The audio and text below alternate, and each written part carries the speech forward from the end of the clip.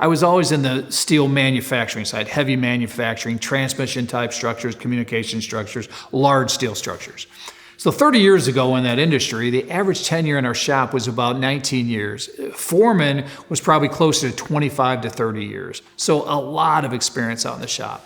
Fast forward 30 years, went through the whole business development phase of my career, then really ended up as president of one of the major manufacturers.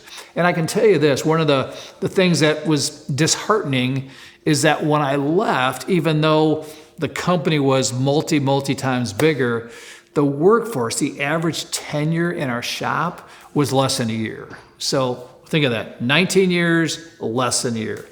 So then what's happened? Why are we where we're at today? And the one thing you can't buy is that 19 years or that less than 1 year, there's experience factor in there. That means everything. So without that experience, you can't expect to have that same quality.